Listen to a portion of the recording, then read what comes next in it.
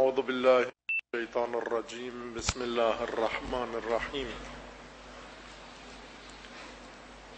الحمد للہ والصلاة والسلام علی رسول اللہ وآلہ آل اللہ واللعنۃ الدائمۃ علی اعدائہم وأعداء اللہ من یوم عداوتہم الی یوم لقاء اللہ اما بعد کل یوم عاشوراء و کل ارض کربلا. درود پڑھیے محمد و آل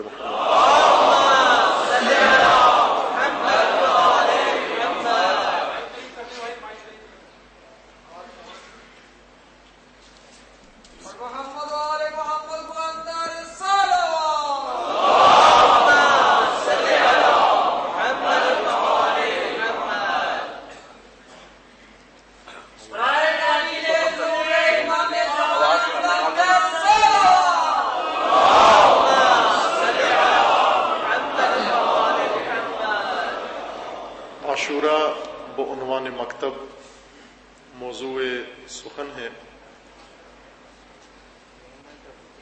موضوع کی وضاحت میں آپ کی خدمت میں عرض ہوا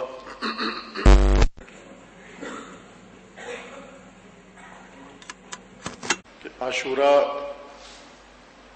اور کربلا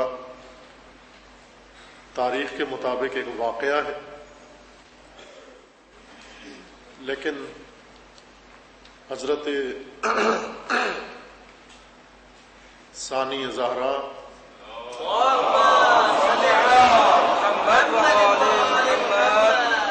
عصمت صغرا جناب زینب اولیاء سلام اللہ تعالی علیہ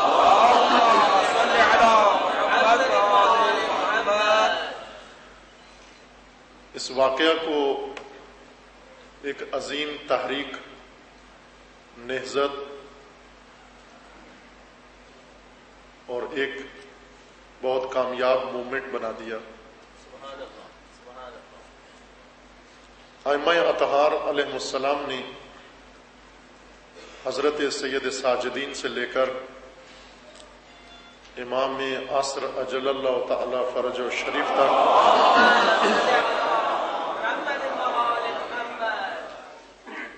ان سب ہستیوں نے عاشوراء اور کربلا کو مکتب بنا دیا. ضرورت ہے کہ ہم عاشوراء کی تاریخی شناخت کے ساتھ ساتھ اور اس کی توصیفی شناخت کے ساتھ ساتھ اور اس کے احساساتی شناخت کے ساتھ ساتھ اس کی مکتبی شناخت بھی حاصل کریں، چونکہ حقیقی چہرہ اور روپ عاشوراء کا یہی ہے. عاشوراء ایک مکتب ہے، نہ ایک داستان، نہ ایک قصہ، نہ ایک واقعہ، نہ ایک حادثہ. عاشوراء ایک مکتب ہے. اور عاشوراء سے پہلے ضروری ہے کہ ہمیں دین کی مکتبی شناخت ہونا چاہیے، دین کے مکتبی چہرے کی ہمیں شناخت ہونا چاہیے، تاکہ دین عملی ہو سکے ہماری زندگی میں اور ہم دین پر عمل کر سکیں، دین منشور حیات بن سکے، ورد و ذکر کی حالت سے نکل کر ہماری زندگی کا آئین و منشور بن جائے.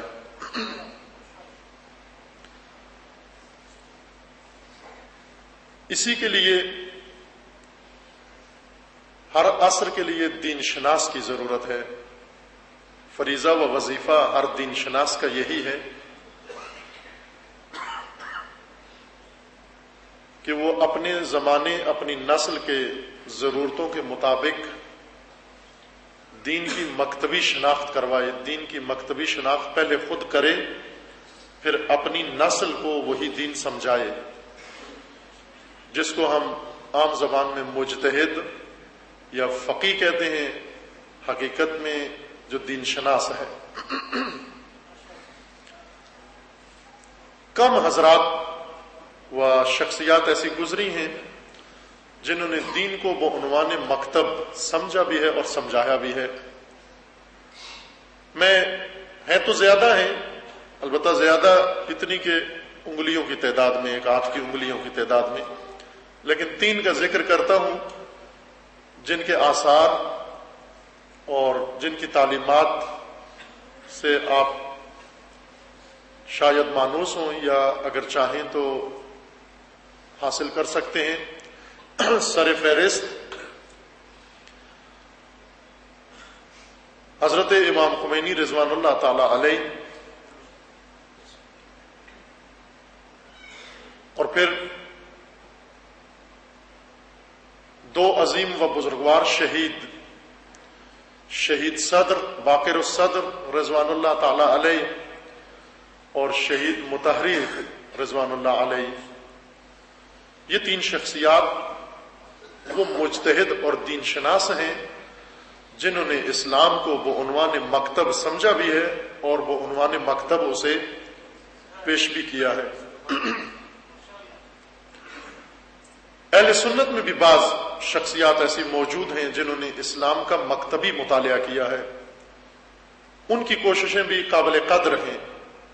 اپنے منابع اور اپنے مبانی اور اصولوں کے مطابق انہوں نے مکتبی شناخت اسلام کی پیش کی ہے، جن میں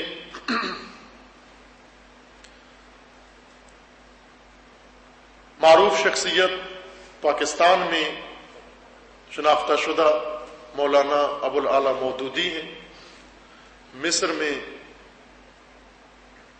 سید قطب ہیں، اور محمد عبدو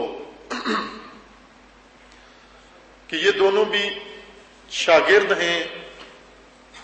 البتہ محمد عبدو اور محمد عبدو سے پھر سید قطب، سید جمال الدین افغانی جو بہت عظیم مصلح گزرے ہیں امت مسلمہ کے اندر، جنہوں نے بیداری کی عظیم تحریک چلائی ہے. اور ایک اور جامع شخصیت جن کو ہم شیعہ و سنی کی تقسیم میں نہیں لا سکتے اور نہیں لانا چاہیے، اقبال ہیں،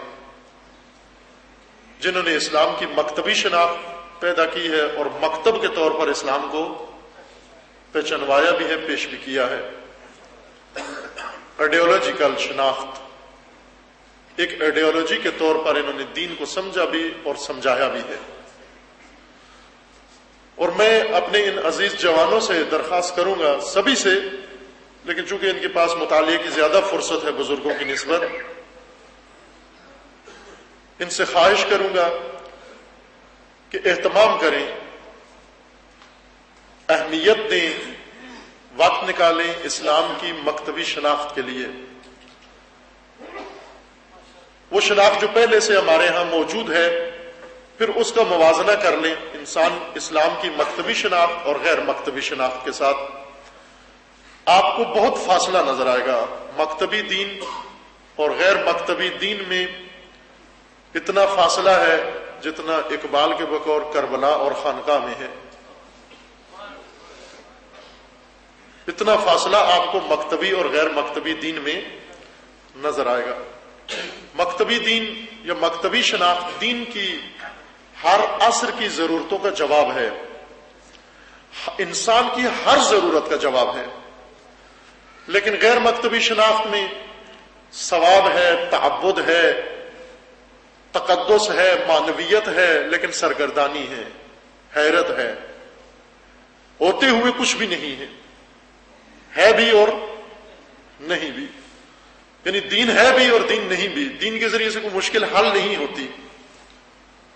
اس لیے عزیزوں سے درخواست ہے کہ ضرور اہتمام کریں. البتہ مجالس بھی ایک ذریعہ ہے، لیکن سال بھر بھی اس کے لیے اہتمام کریں. مجالس، محافل مختلف طرح کی اور لٹریچر اس کا فراہم بھی کریں اور کوشش کریں اس کو سمجھنے کی اور سمجھانے کی. موضوع چونکہ ہمارا عاشورہ وہ عنوان مکتب ہے، اس لیے اپنی بحث کو اس موضوع پر ہی رکھتے ہیں ہم۔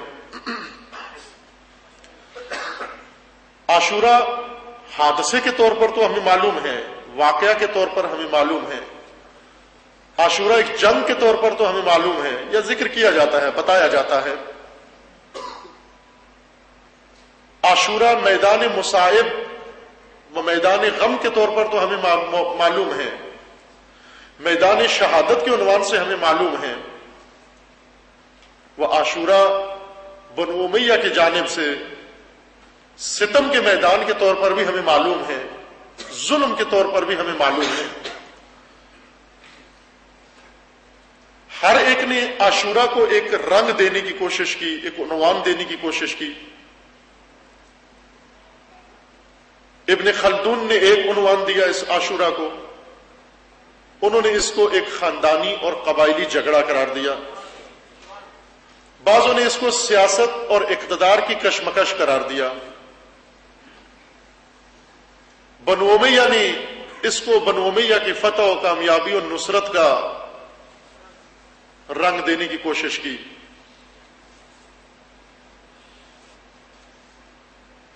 اہل بیت کے ماننے والوں میں سے اکثریت نے اس کو مظلومیت اور مصائب اہل بیت کے عنوان سے جانا اور پہچانا، اور اسی عنوان سے ابھی تک پہچانا بھی جاتا ہے۔ لیکن اس تمام ماجرا کے اندر عاشورہ کو ایک عنوان ائمہ اطہار علیہ السلام نے عطا کیا ہے، کوشش کے ذریعے، اقدامات کے ذریعے، تعلیمات کے ذریعے۔ لگ بھگ 200 سال لگے ائمہ اطہار کو عاشورہ کو مکتب بنانے میں، لیکن یہ بات افسوس کے ساتھ کہنا پڑتی ہے، وہ کافی افسوس کے ساتھ، وہ 100 افسوس کے ساتھ، وہ 1000 افسوس کے ساتھ، کہ عاشورہ مکتب کے طور پر ہمارے پاس نہیں پہنچا، چونکہ مکتبی لوگوں کے ذریعے سے ہمارے پاس نہیں پہنچا، غیر مکتبی افراد کے ذریعے سے پہنچا ہے، یا خانقاہوں کے ذریعے سے پہنچا ہے۔ خانقاہوں سے مراد جن کا تعلق فقط ذکر و فکر سے ہے اور کسی چیز سے نہیں ہے، یا پیشہ وروں کے ذریعے سے پہنچا جنہوں نے عاشورہ کو مناسب سمجھا پیشہ وری کے میدان کے عنوان سے، یا تنگ نظری کی دید سے پہنچا۔ آج اکثریت مسلمانوں کی محروم ہے مکتب عاشورہ سے۔ اس محرومیت کے بڑے اسباب میں سے ایک بڑا سبب یہ ہے کہ عاشورہ کو صحیح طریقے سے پیش نہیں کیا گیا۔ بہت اچھا جملہ اس ادیب نے کہا کہ انسان کو بیدار تو ہو لینے دو، ہر قوم پکارے گی ہمارے ہیں حسین۔ ایک تو انسان کی بیداری کی ضرورت ہے، اور ایک عاشورہ کے درست تعارف کی ضرورت ہے، حقیقی تعارف کی ضرورت ہے۔ یہ اہتمام خود سے کرنا چاہیے تھا ہر انسان کو، ہر مسلمان اور ہر انسان کا فریضہ ہے کہ عاشورہ کو وہ عنوان مکتب پہچانے، یا کم از کم دیگر پہلوؤں کے عنوان سے یا دیگر عناوین کے ساتھ ساتھ عاشورہ کو مکتب کی حیثیت سے بھی مطالعہ کرے، اور اس مطالعہ کا موقع فراہم کرنا ہمارا کام ہے، فریضہ ہے ہمارا۔ عاشورہ کی مکتبی شناخت کے لیے میں نے جیسے اسلام کی مکتبی شناخت کے لیے 3 شخصیات کا ذکر کیا ہے، البتہ 3 سے زیادہ کا ذکر ہو گیا، عاشورہ کی مکتبی شناخت کے لیے بھی آپ اگر ان 3 شخصیات بلکہ چوتھی شخصیت کو بھی ساتھ ضرور ملائیں، اور وہ اقبال ہیں جنہوں نے عاشورہ کو وہ عنوان مکتب لیا ہے۔ مولانا روم نے اپنی کتاب میں مثنوی میں ایک واقعہ ذکر کیا حلب کا، حلب سوریہ میں ہے، کعبہ محرم کا چاند نظر آیا، شیعہ حلب کے شیعہ نے انہوں نے عزاداری کا اہتمام کیا، ہر طرف سیاہ علم لہرائے اور کپڑے باندھے اور سیاہ پوش ہوئے، تو ایک غیر شیعہ کا گزر وہاں سے ہوا، اس نے پوچھا کہ کیا ہوا بھائی، کیوں یہاں سیاہ پوش ہو رہے ہو؟ تو لوگوں نے کہا کہ محرم آ گیا ہے۔ کہا محرم میں کیا ہے، کیا خصوصیت ہے محرم کی؟ انجان بن کے، جانتا تھا انجان بن کے اس نے یہ بات کی، یا یوں کہ ایک فرضی بات ہے، شاید ہوئی بھی نہ ہو، کیونکہ مثنوی کے اندر فرضی داستانیں زیادہ ہیں، یہ بھی شاید فرضی داستان ہو۔ کہا کہ کیا ہوا محرم میں؟ کہا کہ محرم میں ہمارے امام شہید ہوئے۔ کہا کب شہید ہوئے، کتنی محرم کو شہید ہوئے؟ کہا 10 محرم کو شہید ہوئے۔ 10 محرم تو ابھی نہیں آئی، آپ پہلی محرم سے ہی عزادار بن گئے، تو 10 محرم آئی نہیں ہے۔ کہا نہیں، اس محرم کو نہیں، پہلے شہید ہوئے۔ کتنے پہلے ہوئے؟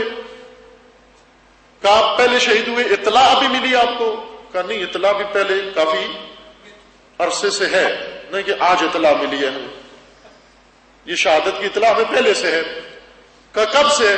کہا کہ وہ آج سے مثلا اس وقت کے مطابق فرض کریں 1000 سال پہلے شہید ہوئے ہیں۔ تو کہا کہ آپ کو اگر 1000 سال پہلے سے شہادت کا علم ہے تو اس 1000 سال میں تم نے کیا کیا ہے؟ جب آپ کے پاس اس جیسا مکتب موجود ہے، عاشورہ جیسا فلسفہ موجود ہے، کربلا جیسا مکتب موجود ہے، اس 1000 سال میں تم نے کیا کیا ہے؟ آیا فقط اتنا ہی کیا ہے کہ ہر محرم کو سیاہ پوش ہو کر 10 دن رسومات کے اندر گزار کے اور پھر اگلے محرم کے انتظار میں بیٹھ جاتے ہو؟ اگر عاشورہ مکتب ہوتا تو انسان کے ہر شب و روز سے اس کا تعلق ہوتا، انسان کے 24 گھنٹوں سے اس کا تعلق ہوتا، چونکہ مکتب صرف 10 دن کے لیے نہیں ہوتا، مکتب پوری عمر کے لیے ہوتا ہے۔ مکتب ولادت سے لے کر موت تک کے درمیان کے لیے ہوتا ہے۔ مکتب اس آغوش کو کہتے ہیں جس میں انسان پلتا ہے، بلکہ مکتب اس کو کہتے ہیں جس میں انسان کی ولادت ہوتی ہے۔ انسان جب پیدا ہوتا ہے تو مکتب کے اندر پیدا ہوتا ہے، مکتبی ولادت ہوتی ہے۔ سید الشہداء علیہ السلام خود بھی دعائے شریف عرفہ میں اپنی ولادت پر خدا کا شکر ادا کرتے ہیں، نہ اس طرح سے جیسے ہم کیک کاٹتے ہیں اپنی سالگرہ مناتے ہیں، نہ اس طرح سے نہیں، یہ اسلامی تصویر نہیں ہے۔ اپنی سالگرہ منانا، کیک کاٹنا، یہ اسلامی رسومات میں سے نہیں ہے، یہ ہمارے دوسرے نظام کی وجہ سے ہے، جو دوسری ثقافت جو ہم پر ٹھونسی گئی ہے، مغربی ثقافت، جن کو اپنی تاریخ ولادت یاد بھی نہیں ہے، وہ بھی سال میں 2-3 دفعہ احتیاطاً کیک کاٹ دیتے ہیں کہ کسی ایک نہ ایک میں تو ہوگی۔ بس پہلے انتظام نہیں ہوتا تھا، اہتمام نہیں ہوتا تھا تاریخ ولادت لکھنے کا، لہذا اکثر بزرگوں کی تاریخ ولادت ان کو خود معلوم نہیں ہوتی، ابھی ضرور لکھتے ہیں تاکہ اس کا کیک کاٹنا ہے ہمیں۔ سید الشہداء اپنی ولادت پر بارگاہ خدا میں شکر گزار ہیں۔ دعائے شریف عرفہ میں بارگاہ خدا میں یوں دعا گو ہیں کہ اے پروردگارا، تیرا شکر ہے ان نعمتوں پر جو تو نے ولادت سے پہلے مجھے عطا کی ہیں، تیرا شکر ہے ان نعمتوں پر جو ولادت کے موقع پر تو نے عطا فرمائی ہیں، اور تیرا شکر ہے ان نعمتوں پر جو ولادت کے بعد تو نے عطا فرمائی ہیں۔ وہ نعمتیں کون سی ہیں؟ فرمایا ان نعمتوں میں سے یہ ہے کہ ایک ایسا جد عظیم عطا فرمایا ہے، ایسا پدر عظیم عطا فرمایا ہے، اور ایسی عظیم ماں عطا فرمائی ہے، ایسی پاک ارحام عطا فرمائی ہے۔ ان نعمتوں پر تیری بارگاہ میں شکر گزار ہوں۔ اور پھر فرماتے ہیں پروردگار، میں اپنی ولادت کے تاخیر سے ہونے پر بھی تیرا شکر گزار ہوں کہ تو نے مجھے اپنے آباء و اجداد کے صلب میں رکھا اور اپنی ماں کے ارحام میں رکھا، اور مجھے اس دنیا میں منتقل نہیں کیا اس وقت تک جب تک میری ولادت کے لیے ایک سرزمین آمادہ نہیں کر لی تو نے۔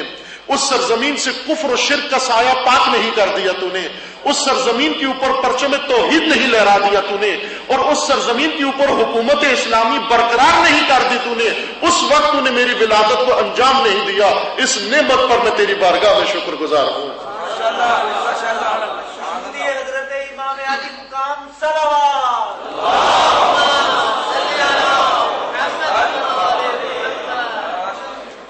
اسلامی حکومت میں جنم سید الشہداء کی بہت بڑی نعمت ہے، اور اس پر سید الشہداء شکر گزار ہیں۔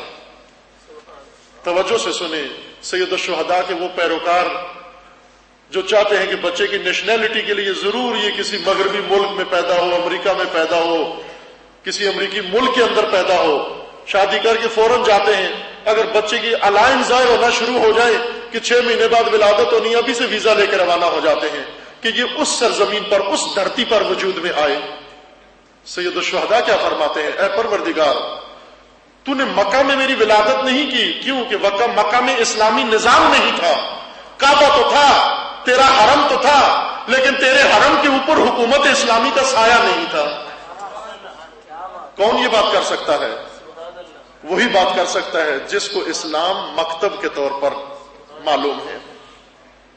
مکتبی ولادت، مکتبی موت، مکتبی زندگی، مکتبی روزگار، مکتبی معیشت، مکتبی تعلیم، مکتبی تربیت، مکتبی کاروبار، مکتبی معمولات، مکتبی ارتباطات، یہ سب کچھ مکتب کے تحت جب انجام پاتا ہے تو انسان کی ساری زندگی عبادت بن جاتی ہے۔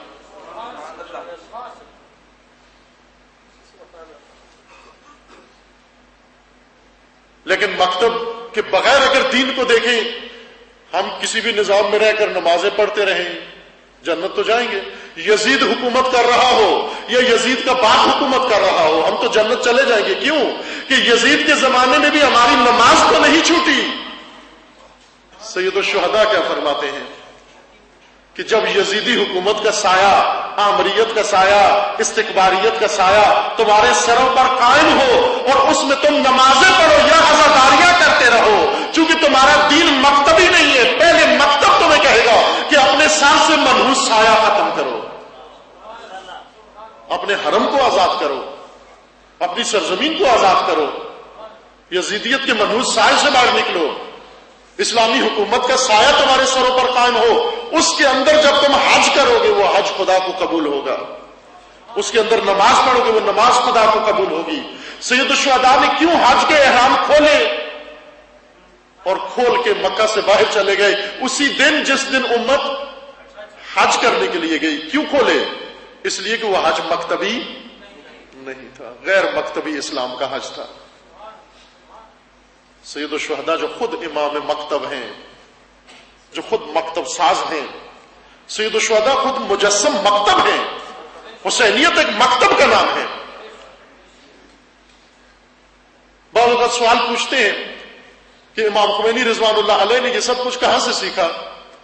کتابیں تو وہی پڑھی جو سب پڑھتے ہیں، استاد بھی وہی تو جو سب کے استاد تھے، کوئی ایسی اضافی کتاب، کوئی خفیہ کتاب امام نے نہیں پڑھی، وہی کتابیں پڑھی جو سب پڑھتے ہیں، وہی فقہ پڑھی جو سب پڑھتے ہیں۔ لیکن کیوں ایک فقیہ اٹھ کر، انہی میں سے اٹھ کر اپنے زمانے کے طاغوت کو نابود کرتا ہے اور شیطانی طاقت کو اپنے ملک سے نکال دیتا ہے، اپنی امت کو بیدار کرتا ہے، جوانوں کے اندر روح پھونک دیتا ہے اور ولایت کا پرچم اپنے ملک پر لہرا دیتا ہے اور اسلامی حکومت قائم کرتا ہے اور سب کچھ قائم کر کے یہ کہتا ہے کہ یہ سب کچھ سید الشہداء کی وجہ سے ہے۔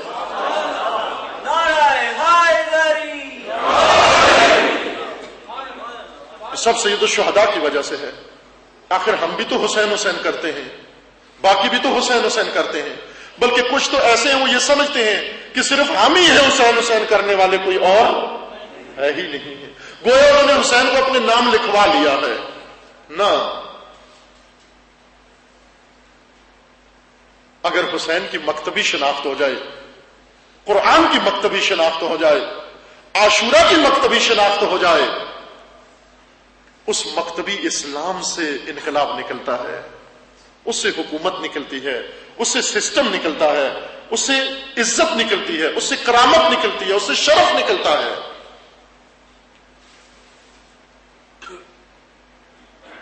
لیکن مکتب بنانے والوں کی ضرورت ہے، مکتبی شناخت کروانے والوں کی ضرورت ہے۔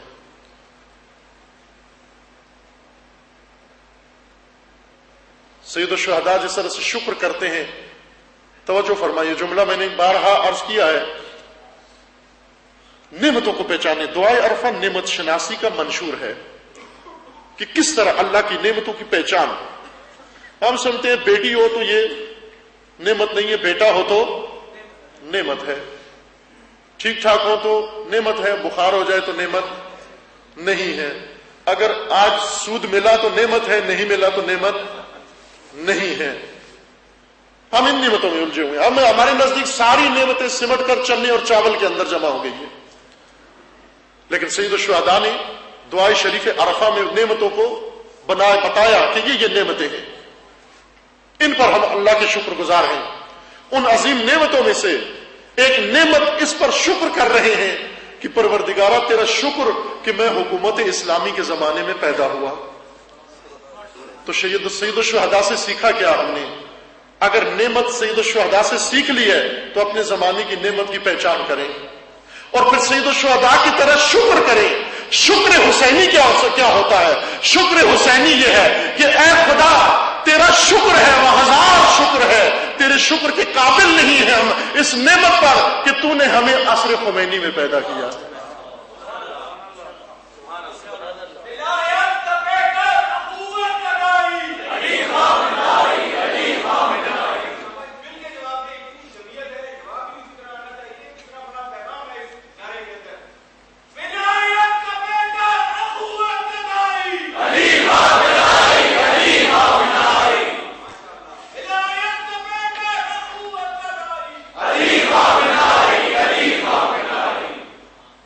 یہ نعمتیں ہیں اللہ کی، اور اللہ کا یہ وعدہ ہے ان شکرتم لازیدنکم، اگر ہماری نعمتوں کے شکر گزار ہوگے ہم تمہیں مزید عطا کریں گے، لیکن اگر تم نے نعمتیں ٹھکرا دی، ان کفرتم، اگر تم نے نعمتیں جھٹلا دی، ٹھکرا دی، تو اللہ غنی ہے، اللہ کو تمہاری ضرورت نہیں۔ اگر ہم اس نعمت پر شکر گزار ہوں خدا مزید نعمتیں دے گا ہمیں، لیکن یہ ساری نعمتیں مکتب سے عزیزوں نکلتی ہیں، مکتب سے آتی ہیں۔ مکتبی اسلام کا یہ حصہ ہے، غیر مکتبی اسلام میں نہیں ہے، خانقاہی اسلام میں نہیں ہے، مکتبی اسلام میں۔ مکتبی اسلام کا بہت بڑا منبع عاشورہ ہے۔ امام خمینی نے جو فرمایا کہ ہمارے پاس جو کچھ ہے محرم و سفر کا نتیجہ ہے، اس میں مبالغہ نہیں، ذرا برابر مبالغہ نہیں۔ آپ جتنی بھی تعلیمات ہیں بزرگ و جید علماء کی، خداوند تبارک و تعالیٰ سب کو اجر عظیم عطا فرمائے، آپ مطالعہ کر کے دیکھ لیں، شیعہ و سنی کا مطالعہ کر کے دیکھ لیں، اس میں کوئی فرق نہیں ہے۔ تمام شیعہ علماء کی کتابیں پڑھ لیں، تمام سنی علماء کی کتابیں پڑھ لیں، آپ کو کسی بھی کتاب فقہی کے اندر، کسی بھی کتاب اعتقادی کے اندر، کسی بھی کتاب اخلاقی کے اندر سید الشہداء کا نام نہیں ملے گا۔ سب سے استفادہ کیا ہے ہمارے علماء، یہ کہتے ہیں کہ ہم نے ساری فقہ اپنی امام باقر و امام صادق سے ساری حاصل کی ہے، لیکن امام خمینی کیا فرماتے ہیں؟ امام خمینی یہ فرماتے ہیں کہ میں نے اپنی ساری فقہ رسول اللہ و آل رسول و بالخصوص سید الشہداء سے حاصل کی ہے، اور امام صادق و امام باقر کی فقہ بھی وہی تھی جو سید الشہداء کی فقہ تھی، وہی فقہ تھی ان کی بھی۔ امام صادق و امام باقر علیہ السلام نے یوں نہیں کہ علمی میدان میں رقیبوں کا، عملی میدان میں رقیبوں اور سیاسی میدان میں رقیبوں کا مقابلہ نہ کرنے کی وجہ سے علمی میدان میں قدم رکھا، نہ، بلکہ یہ کام کیا کہ جو اصول، جو ضابطے سید الشہداء نے بنائے تھے حضرت امام باقر و حضرت امام صادق نے انہی کو علمی بنیادیں فراہم کی اور انہیں مکتبی بنیادیں فراہم کی۔ لہذا یہ مکتب جعفر صادق در حقیقت مکتب عاشورہ و مکتب حسین ابن علی ہے۔ اولنا محمد وآخرنا محمد ووسطنا محمد وکلنا محمد صلوات۔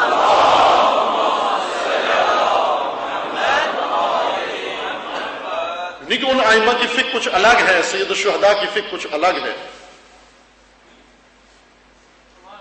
ائمہ نے اس کو مکتب بنایا. ایک کام جو عاشورہ کو مکتب بنانے کے لیے انجام پایا، جس کی طرف میں نے کل اشارہ کیا اور تھوڑی سی اس کی وضاحت کی ضرورت ہے، وہ یہ کہ کربلا کو امت مسلمہ کا قبلہ شعور قرار دیا، مرکز قرار دیا. تعلیمات تمام ائمہ ہدیٰ علیہ السلام نے ایسی بیان فرمائی، اہمیت بیان کی کربلا کی زیارت کی. زیارت کا ایک عمومی فلسفہ ہے، معنی ہے، اگرچہ اس میں اسلامی فرقوں میں اختلاف بھی موجود ہے. بعض قائل نہیں ہیں زیارات کے، ان کے نزدیک جائز نہیں ہے، لیکن اکثریت مسلمانوں کی ان کے نزدیک اولیاء اللہ کی، ائمہ کی، انبیاء کی زیارت کرنا نہ صرف جائز ہے بلکہ افضل ہے، وہ مستحب ہے، وہ حق بھی یہی ہے کہ ان کی زیارت کرنا افضل ہے. زیارت کا ایک عمومی فلسفہ ہے، اس لحاظ سے کوئی فرق نہیں کہ آپ کسی بھی معصوم کی زیارت کو چلے جائیں، زیارت کا ثواب حاصل ہو جائے گا، زیارت کا مقصد پورا ہو جائے گا، کسی بھی معصوم کی زیارت کو جائیں.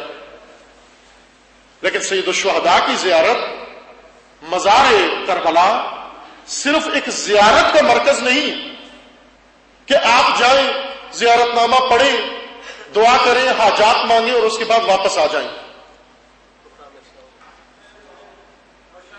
بلکہ کربلا میں جائیں، ضرور جائیں، اور انشاءاللہ خدا سب کو نصیب کرے. لیکن معرفت کے ساتھ، کربلا معرفت کے ساتھ جائیں. تمام دنیا کا رخ کربلا کی طرف موڑنا، اس کے اندر فلسفہ ہے، اس کے اندر حکمت ہے.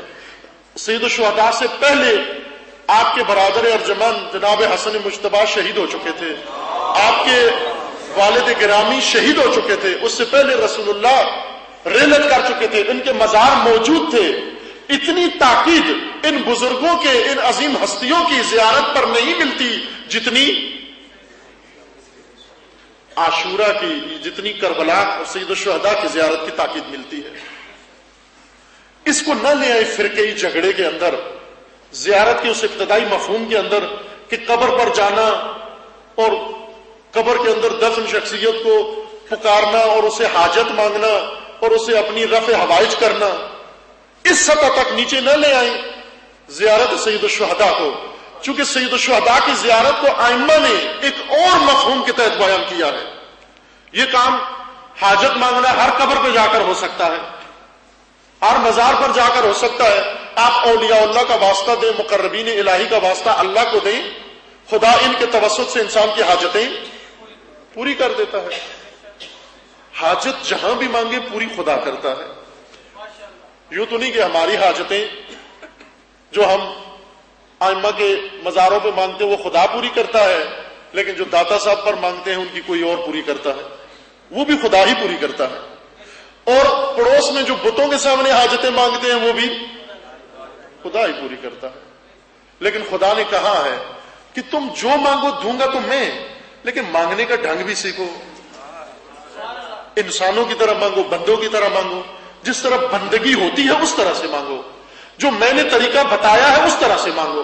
خود خدا نے فرمایا ہے ادعونی استجب لکم، مجھے پکارو میں تمہاری اجابت کروں گا، جواب دوں گا. لیکن بندے بن کر پکارو، انسان بن کر پکارو. بعض اوقات انسان کی اپنی آبرو نہیں ہوتی، اس قابل نہیں ہوتا. ایک جیسے تو نہیں ہوتے نا سارے انسان، کچھ ہوتے ہیں کسی کے بڑے مقرب ہوتے ہیں، کچھ مقرب نہیں. ایک گھر کی مثال دے دوں، ماں باپ ہیں، ان کی اولاد ہے، ساری اولاد ایک جیسی نہیں ہوتی. کچھ باپ کے زیادہ قریب ہوتے ہیں، کچھ باپ سے ذرا دور ہوتے ہیں. باپ کی وجہ سے نہیں ہوتے، اپنی وجہ سے ہوتے ہیں. کچھ باپ کی رضا لے لیتے ہیں، کچھ باپ کی ناراضگی لے لیتے ہیں. جنہوں نے باپ کی رضا لے لی ہے، انہیں جب کوئی کام پڑتا ہے، پیسے ضرورت ہوتے ہیں، تو انہیں خود تو پتا ہے کہ باپ کے ہاں ہماری کوئی آبرو نہیں ہے اور ممکن ہے ہماری بات ٹھکرا دی جائے. لہذا اس کا سہارا لیتا ہے جو باپ کے ہاں مقرب ہے. ممکن ہے ماں کا سہارا لے, ممکن ہے بہن کا سہارا لے, ممکن ہے بھائی کا سہارا لے, یعنی جس کو بھی باپ کے زیادہ قریب سمجھتا ہے اس کا سہارا لے لیتا ہے کہ میری تو آبرو نہیں ہے, آپ آبرو مند ہیں ان کے ہاں, تو آپ کا کہنا نہیں ٹھکرائیں گے. اور ہوتا بھی یہی ہے. جب آبرو مند جاتا ہے کسی کے سامنے تو وہ صاف کہہ دیتا ہے آپ آ گئے ہیں تو میں کر رہا ہوں, اگر آپ نہ آتے تو اس کو ہرگز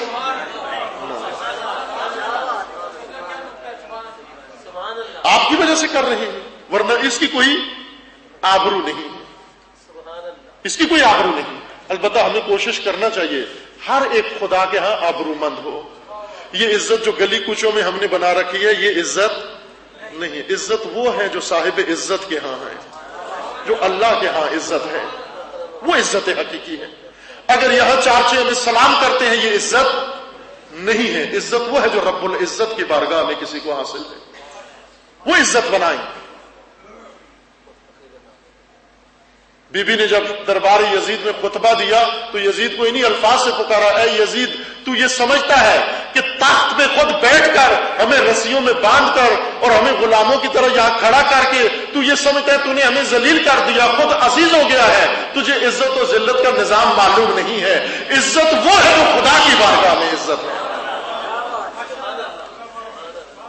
کوئی ہماری عزت کی گرد کو بھی نہیں پہنچ سکتا. عزت وہ ہے جو خدا کی بارگاہ میں. عزت والوں کو اگر واسطہ دے اللہ کی بارگاہ میں کہ اے پروردگار ان کے طفیل تو ہمیں معاف کر دے, تو ہمیں بخش دے, اس میں کوئی قباحت نہیں ہے.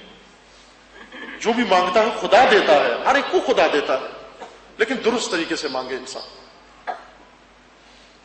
کربلا صرف اس لیے نہیں ہے, نصرانیت سرایت کر گئی اسلام کے اندر. مسیحیت کا ایک مقولہ یا مسیحیت کا ایک فلسفہ یہ ہے کہ مسیح امت کے گناہوں کی قربانی ہے.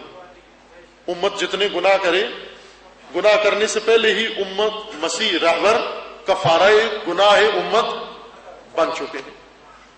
لہذا ان کے یہاں یہی ہے کہ آپ ہفتہ بھر گناہ کرو, اتوار کو آ کر وہاں اعتراف کرو, پادری کے سامنے, پاپ کے سامنے اعتراف کرو کہ میں نے یہ غلطی کی ہے, اور ساتھ ہی کچھ ڈالر بھی پاؤنڈ بھی ڈالو تو آپ کے گناہ معاف ہو جاتے ہیں. یہ وہاں کا فلسفہ ہے, آج بھی وہاں رائج ہے. آپ اتنے گناہ کر کے اتنی چیزیں یہاں ڈال دو آپ کا گناہ معاف ہو جائے گا. لیکن اللہ نے فرمایا کہ نہ, ایسے گناہ معاف ہوتے ہیں توبہ سے. توبہ بھی توبو اللہ, یعنی گناہ کا مطلب یہ ہے کہ آپ خدا سے ناراض ہو کر, خدا سے روٹ کر, اللہ کے راستے کو چھوڑ کر کسی اور راستے پہ چل پڑے ہو. توبہ کا مطلب یہ ہے کہ آپ پشیمان ہو کے واپس اللہ کی طرف آ جاؤ. اللہ کی طرف آنے کو توبہ کہتے ہیں. پاپ کو راضی کرنے کو توبہ نہیں کہتے. پاپ کے سامنے اعتراف کرنے کو عذر و توبہ نہیں کہتے. خدا کے سامنے جا کر یہ کام کریں. یہ نصرانیت داخل ہو گئی اسلام کے اندر. اس میں سے ایک چیز جس سے تشیع متاثر ہوا وہ عاشورہ متاثر ہوا, اور عاشورہ کی مکتبی شناخت متاثر ہوئی. وہ یہ تھی کہ سید الشہداء بھی امت کے گناہوں کا کفارہ ہے. لا حول ولا قوت معاذ اللہ. سوچتے نہیں ہیں کہ کیا کہہ رہے ہیں. یعنی میں جرم کروں, میں گناہ کروں, خدا مجھے بخش دے گا. کیوں بخش دے گا؟ چونکہ میرے گناہ کا کفارہ سید الشہداء.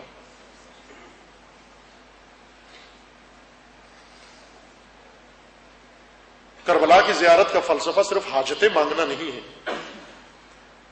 یہ نہیں کہ ہم فہرستیں بڑی بڑی لے جائیں, سوچ کے جائیں کہ کہاں جا رہے ہیں, کس بارگاہ میں جا رہے ہیں, کس کے سامنے جا رہے ہیں. اللہ نے حضرت موسیٰ کو مبعوث کیا تاکہ جا کر بنی اسرائیل کو فرعون کی غلامی سے نجات دے, اور یہی کام کیا حضرت موسیٰ نے. معجزات دکھائے, ید بیضا دکھایا, عصا دکھایا, بنی اسرائیل کو نجات دے کر لے آئے کنعان کے اندر،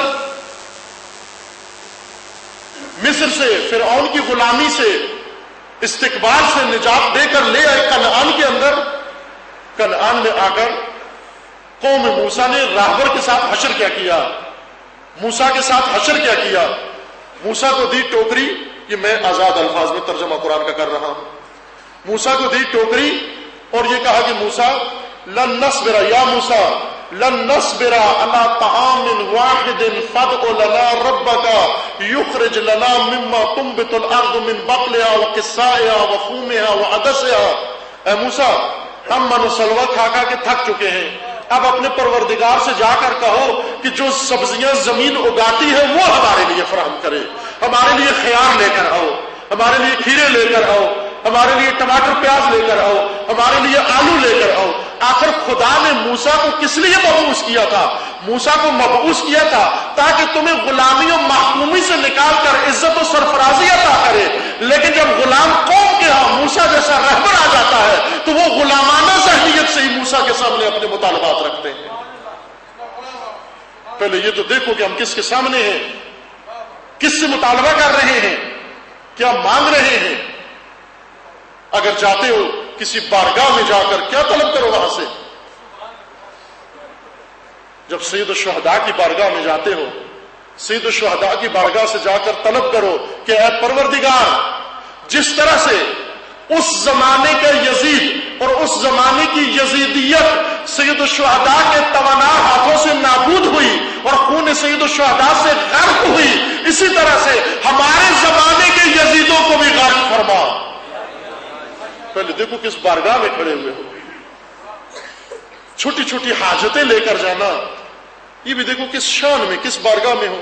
ان کا تو فیض عام ہے، وہ ہر ایک کو فیض دیتے، کوئی محروم نہیں آتا، کوئی بھی مسلمان ہو یا غیر مسلمان ہو۔ توجہ فرمائیں، اس لحاظ سے سارے مطمئن ہو جائیں۔ جیسے اللہ سے کوئی کافر مانگے یا نہ مانگے، اللہ دیتا ہے۔ جس کے پاس جو کچھ ہے وہ اللہ کا دیا ہوا ہے، جو مانگا ہے وہ بھی اللہ کا دیا ہوا ہے، جو نہیں مانگا وہ بھی اللہ کا دیا ہوا ہے۔ ہم نے بہت ساری چیزیں مانگی ہیں، بہت ساری مانگنا بھول گئے تھے، لیکن خدا نے وہ سب کچھ، عقل ہم نے مانگی تو نہیں ہے، کسی نے نہیں مانگی آج تک۔ میں نے کم از کم، ایک مغربی فیلسوف بھی کہتا ہے، اس طنز لکھا، فلسفی طنز، اس نے بھی لکھا کہ میں نے آج تک کسی کو اللہ سے عقل مانگتے ہوئے نہیں، سب کچھ مانگتے ہیں، عقل نہیں مانگتے۔ اور ایک بزرگ عارف کا یہ قول ہے کہ ہم نے اللہ سے غیر اللہ مانگتے ہوئے دیکھا ہے، کسی نے بھی اللہ سے اللہ کو نہیں مانگا کہ اللہ مل جائے۔ سید الشہداء خدا سے خدا مانگتے ہیں، خدا سے غیر خدا نہیں مانگتے۔ اسی دعائے شریف عرفہ میں فرمایا کہ اے پروردگار، جسے تو مل گیا اس نے کیا کھویا ہے، اور جسے تو نہیں ملا اس نے کیا پایا ہے۔ اللہ سے اللہ کو مانگے۔ زیارت سید الشہداء ائمہ نے اہتمام کیا، خود بھی گئے زیارت کے اوپر، تعلیمات بھی بیان فرمائی تمام معصومین نے، کہا جاؤ ایک دفعہ ضرور سید الشہداء کی زیارت کو جاؤ تاکہ یہ قبلہ بن جائے۔ کیوں قبلہ بن جائے؟ آخر سید الشہداء کے والد سید الشہداء سے افضل ہیں، سید الشہداء کے نانا سید الشہداء سے افضل ہیں۔ اگر کوئی مزار ہی متعارف کرانا ہوتا تو کہتے کہ ضرور جاؤ، رسول اللہ کے مزار پہ ضرور جاؤ، علی امیر المومنین کے مزار پہ ضرور جاؤ، وہاں بھی جانا ہے، وہاں بھی تاکید ہے، لیکن جتنی تاکید امام حسین کے مزار پر ہے اتنی کسی مزار پر نہیں۔ اسی وجہ سے تاریخ میں گزرا ہے کہ بعض ایسے ادوار آئے ہیں، ظالم حکمران ایسے عراق پر مسلط تھے، کربلا پر، ناصبی، جنہوں نے زائرین کا داخلہ ممنوع قرار دیا اور یہ شرط رکھ دی کہ جو بھی زیارت کربلا کو آئے گا وہ ٹیکس دے۔ ٹیکس کیا ہے؟ کہ اپنا کوئی عضو کٹوائے بارڈر کے اوپر، یا بازو کٹوائے یا ٹانگ کٹوا کے جائے۔ آپ باور کریں گے زیارت کا سلسلہ پھر بھی جاری رہا، لوگ جاتے رضاکارانہ طور پر اپنا ہاتھ پیش کر دیتے اور کہتے اس ہاتھ کو کاٹ دو لیکن ہم حسین کی زیارت کو ترک نہیں کریں گے۔ ہمارے پاؤں کاٹ دو لیکن ہم حسین کی زیارت کو ترک نہیں کریں گے. اب بھی ایسے ہی ہو رہا ہے. ہر سال عاشور و چہلم کے موقع پر دہشت گرد بڑی پلاننگ کرتے ہیں اور بعض اوقات حملے بھی کرتے ہیں, خودکش حملے بھی کرتے ہیں. وہ سینکڑوں مومنین کو شہید کر دیتے ہیں, لیکن آپ نے دیکھا کہ ہر سال تعداد زائرین میں اضافہ ہی ہوتا جاتا ہے. یہ سلسلہ رکے گا نہیں, یہ جاری رہے گا. یہ مزار یہ صرف حاجت طلب کرنے کا مزار نہیں ہے, یہ صرف شفا پانے کا مزار نہیں ہے, یہ صرف بیٹے مانگنے کا مزار نہیں ہے, بلکہ یہ مزار ایک مکتب کی علامت ہے. یہ مزار خود ایک مکتب ہے. یہ مزار انسان کی زندگی کا منشور ہے. یہ مزار انسان کو زندگی و آخرت کی سعادت بتانے کا ایک منشور ہے. یہ مزار بتاتا ہے کہ عزت سے جینا کیسے ہوتا ہے, عزت سے مرنا کیسے ہوتا ہے.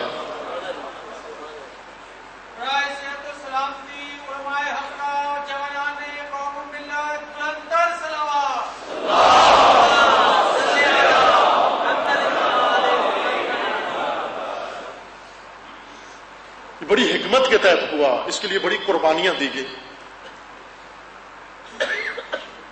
متعدد روایات ہیں, میں نے چند روایات, البتہ یہ بھی چند نہیں ہے, کافی ہیں, 40 روایات ہیں اس موضوع کے اوپر, جس میں ائمہ اطہار نے اور معصومین نے پوری امت مسلمہ کو کربلا کی طرف رجوع کرنے کے لیے کہا ہے. بلکہ یوں عرض کروں آپ کی خدمت میں کہ اس سے بھی پہلے خداوند تبارک و تعالیٰ نے مناجات حضرت موسیٰ میں ہے, مناجات حضرت موسیٰ میں ہے کہ موسیٰ کو خدا نے فرمایا, اے موسیٰ جب تک 10 کام کوئی نہ کر لے اس وقت تک وہ دین کے اندر داخل نہیں ہوا, اس وقت تک جنت نہیں آ سکتا. 10 کام کون سے ہیں؟ روایت میں ہے کہ خداوند نے فرمایا کہ جو نماز نہ پڑھے, جو روزہ نہ رکھے, جو حج نہ کرے, جو زکوٰۃ نہ دے, جو جہاد نہ کرے,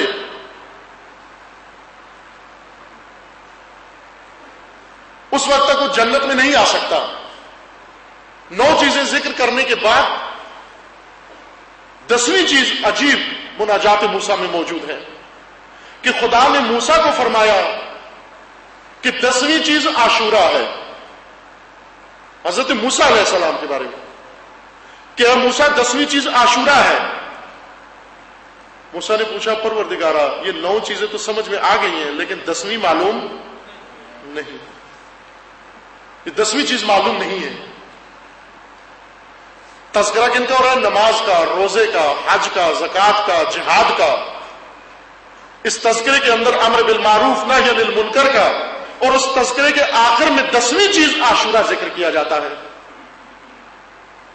موسیٰ فرماتے ہیں, عرض کرتے ہیں پروردگارا عاشورہ مجھے نہیں معلوم کیا ہے. فرمایا عاشورہ آخری نبی کی نسل سے آنے والے ایک امام کا مزار ہوگا, اس کو بے دردی سے شہید کیا جائے گا, اس سرزمین پر اس کا مزار بنے گا.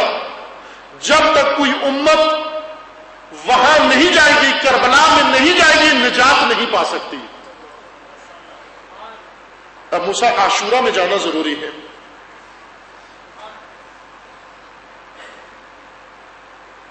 موسیٰ اپنی تعلیمات کے اندر چھوڑ گئے, یہود کو تعلیم دے کر گئے, عیسیٰ اپنی تعلیمات کے اندر چھوڑ کر گئے کہ عاشورہ کی طرف توجہ رکھنی ہے, کربلا کی طرف توجہ رکھنی ہے. اس سے پہلے کہ سید الشہداء شہید ہو جائیں, میں بعض روایات ان سے عرض کروں گا. سب سے پہلے پیغمبر اکرم صلی اللہ علیہ وآلہ وسلم نے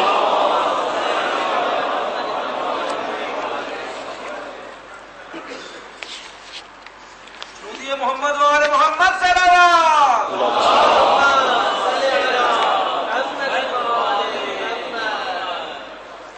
توجہ فرمائیں. پیغمبر اکرم صلی اللہ علیہ وآلہ وسلم سے اس کو آپ اس ثواب کے فلسفے, حاجت مندی کے فلسفے اس طرف نہ لے جائیں. وہ میں نے عرض کیا کہ طے شدہ بات ہے, ثواب بھی یقینی ہے زیارات کے اوپر, شک و شبہ کے بغیر. ثواب فلسفہ دین نہیں ہے، رغبت دین ہے، رغبت. نابالغوں کو کسی کام کی طرف لے جائیں تو رغبت دلا کر لے جاتے ہیں، بالغوں کو معرفت لے جاتی ہے. معرفت کا بدل رغبت ہے. اگر آپ کہیں کسی کو او بھائی مجلس میں آؤ، بڑی اچھی مجلس ہوتی ہے، وہ کہے گا ہمیں اچھی مجلس سے نہیں چاہیے، تو آپ کہتے ہیں ساتھ اچھا تبرک بھی ہوگا، پھر کہتے ہیں سوچتے ہیں. یعنی کچھ ثواب کے لیے آتے ہیں، کوئی معرفت کے تحت آتے ہیں. ہم جنت ثواب ہے، حوریں ثواب ہیں، اس کے اندر انگور کی بیلیں ثواب ہیں، نہریں ثواب ہیں، انار ثواب ہیں، یہ سب ثواب ہیں. اخروی نعمتیں بھی ثواب ہیں، دنیاوی بھی ثواب ہے. خدا نے ہمیں نہیں پیدا کیا ثواب کے لیے، ثواب پیدا کیا ہمارے لیے. ہمیں نہیں جنت کے لیے بنایا، جنت کو ہمارے لیے بنایا ہے. تو نہیں جہاں کے لیے، جہان ہے تیرے لیے. یہ بات سمجھ میں آنی چاہیے کہ کون کس کے لیے ہے. ہم نہیں ہیں اس دنیا کے لیے، دنیا ہمارے لیے. حوریں آپ حوروں کے لیے نہیں پیدا ہوئے، حوریں آپ کے لیے پیدا ہوئی ہیں. اب میں حور کی وضاحت نہیں کرتا کہ مزے خراب نہ ہو جائے. فقط اتنا جان لیں کہ جنت شہوات کی جگہ نہیں. شہوترانی ممنوع، بورڈ لگا ہوگا وہاں پر، شہوترانی ممنوع. نہ حلال کی نہ حرام کی، مطلقہ ممنوع. دنیا میں حرام کی ممنوع، حلال کی جائز ہے. لیکن آخرت میں بورڈ لگا ہوگا نہ حرام کی نہ حلال کی. بلکہ پہلے ہی، چونکہ پھر بھی اعتماد تو نہیں ہے ہمارے اوپر، ممنوع کا کیا خیال رکھتے ہیں. لہذا موت کے وقت جیسے ہوتا ہے نا کہ ابھی فیملی پلاننگ کرتے ہیں، نس ہی کٹوا دیتے ہیں، کرتے ہیں نا بعض لوگ. یہ کام جائز نہیں ہے، نس بندی جائز نہیں ہے. ٹیمپریری آلات استعمال کر سکتے ہیں، وہ بھی اضطراری حالت میں، لیکن نس بندی جائز نہیں ہے. لیکن قیامت میں جنت جانے سے پہلے پہلے سب کی نس بندی ہو جائے گی، سب کی نس بندی ہو جائے گی، عورتوں مردوں کی نس بندی ہو جائے گی. وہ خیال ہی دل سے نکل جائے گا. بس اس تصور کے ساتھ آپ جنت میں جائیں گے، وہاں شہوترانی پاک جگہ ہے، پاک. اگرچہ بعضوں کی پلاننگ ہے اس کو ناپاک کرنے کی، لیکن اللہ بچائے گا جنت کو ان سے.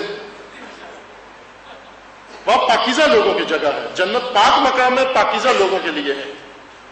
اور اسی لیے بعضوں کو برزخ میں روکا ہوا ہے کہ پاک ہو لیں پھر آگے منتقل. اور آپ سے کہا گیا ہے کہ ان کو برابر ادھر سے کچھ نہ کچھ بھیجتے رہو تاکہ وہ پاک ہو جائیں. جب پاک ہو جائیں گے آگے منتقل ہو جائیں گے. کرنٹینا ہے نا برزخ کرنٹینا ہے. بارڈر پہ ایک شعبہ ہوتا ہے کرنٹائن کا، جہاں پر جو جانور، زندہ جانور لائے جاتے ہیں ایک ملک میں، وہ چیک کیے جاتے ہیں کہ اس ملک سے کوئی ناپاکی تو ساتھ لے کر نہیں آ رہے. جراثیم ٹیسٹ ہو جاتے ہیں، جب کلیئر ہو جائیں کہ پاک ہیں پھر اس کے بعد اندر آنے کی. پاکستان میں نہیں ہے ایسا، پاکستان میں جو آئے اجازت ہے، لیکن دوسرے ملکوں میں ہے. آپ اگر طوطا لے جائیں کسی ملک میں تو اس کو چند دن وہاں پر ٹیسٹ لیں گے، پھر اس کے بعد جب کلیئر ہو جائے کہ طوطا پاک ہے پھر اس کے بعد آپ لے جا سکتے ہیں. تو اللہ نے بھی چونکہ دنیا میں ہماری کارکردگی دیکھ لی، فرشتوں نے بھی اور اللہ نے بھی، اعتماد نہیں ہے. کہا کہ ایک تو موت کے وقت ان کی نسبندی یہیں کر دو، ختم کر دو، شہوت کے جراثیم ہی نکال دو ان سے. لیکن پھر بھی اعتماد نہیں ہے، پھر بھی برزخ میں روک کے رکھا. کہا کہ بالکل پاک کر دو ان کو، یہاں پر بالکل تطہیر کر کے جنت میں پہنچاؤ تاکہ جب وہاں جائیں تو یہ مشکلات پیدا نہ ہو. ثواب یقیناً ملے گا، جنت یقیناً ملے گی، شک نہ کریں اس کے اندر.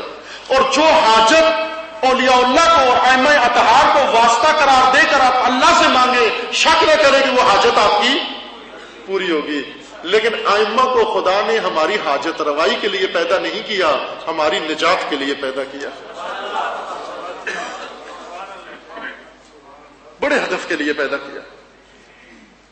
ہم مانگے یا نہ مانگے ہمیں ملتا وہیں سے ہے. یہ کنفرم چیزیں ہیں، ان کے لیے پریشان نہ ہو آپ. کربلا کو مرکز اس لیے قرار دیا گیا ہے تاکہ بیداری آ جائے، شعور آ جائے. انسان زندہ ہو جائے. سب سے پہلے رسول اکرم صلی اللہ علیہ وآلہ وسلم نے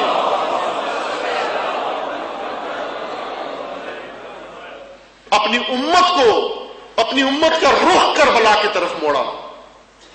رسول اللہ نے پہلے سید الشہداء کا تعارف کروایا، انہیں سید شباب اہل جنت کہا، اور جو کچھ سید الشہداء کے فضائل میں ہے اس شخصیت سید الشہداء اور ذات گرامی سید الشہداء کے بارے میں ہے. وہ ایک الگ چیپٹر ہے، میں وہ نہیں بیان کر رہا یہاں پر. صرف کربلا اور عاشورہ یعنی مزار اقدس سے سید الشہداء کے بارے میں جو کچھ بیان فرمایا وہ آپ کی خدمت میں عرض کر رہا ہوں. ابھی شہید بھی نہیں ہوئے، ابھی جوان بھی نہیں ہوئے، بچپن میں ہے. اسی وقت سے رسول اللہ اپنی امت کا رخ کربلا کی طرف موڑ رہے ہیں.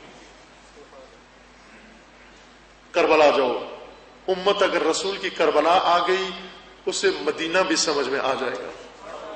اے عشاق مدینہ، عشق مدینہ اس وقت گل کرے گا جب پہلے عشق کربلا پیدا ہو.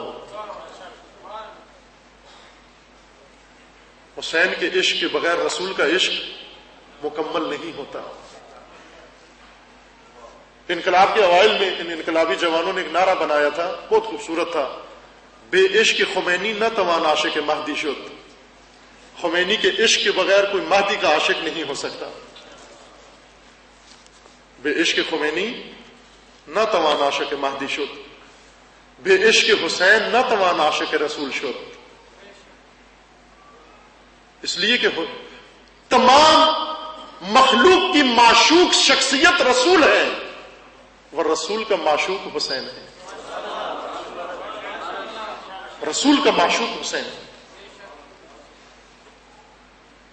یہ معشوق رسول اور نہ صرف معشوق رسول، معشوق کل انبیاء، معشوق کل خلق.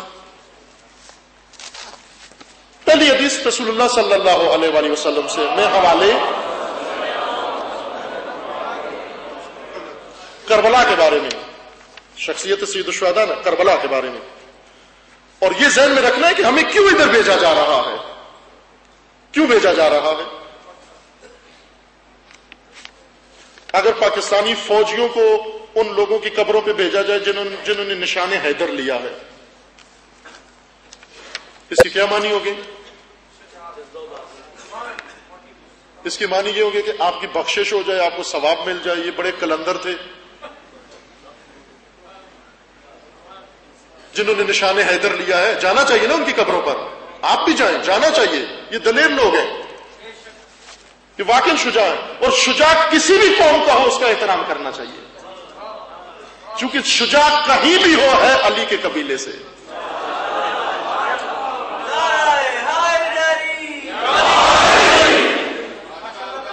اور شجاع کے ساتھ جو ٹائٹل یا میڈل جچتا ہے وہ ہے ہی نشان حیدر. کوئی اور نام شجاعت کے ساتھ جچتا ہی نہیں. لہذا ہر شجاع کی قدر کریں، کوئی بھی شجاع ہو، کسی بھی قوم و قبیلے کا شجاع ہو، اس کی قدر کریں، اس کو سلام کریں، اسے یہ کہیں کہ تجھے خود پتہ نہیں ہے تو ہے قبیلہ حیدر سے، تو ہے قبیلہ حیدر سے. اس وقت دنیا، آپ یقین کریں گے یہودیوں کے گھروں کے اندر سید نصر اللہ کی تصویریں لگی ہوئی ہیں. سیونسٹوں کی نا، یہود یعنی وہ یہود جو سیونزم میں اس میں داخل نہیں ہے، اسرائیل کے سیٹ اپ کا حصہ نہیں ہے. ان کی محبوب ترین شخصیت سید نصر اللہ ہے. آپ باور کریں گے کہ وہ ملا درباری جو اس وقت تشیع کے خلاف سب سے بڑا پرچار کرنے والا ہے، پروپیگنڈا کرنے والا ہے عرب دنیا کے اندر، اس درباری ملا کے بیٹے کے گھر میں سید نصر اللہ کی تصویر لگی ہوئی ہے. آپ باور کریں گے کہ اس کے بیٹے نے، جو بڑا ایک شاعر ہے، بڑا چوٹی کا عربی شاعر ہے، اس نے اپنی زندگی کی بہترین شاعری سید حسن نصر اللہ کی مد میں کی ہے.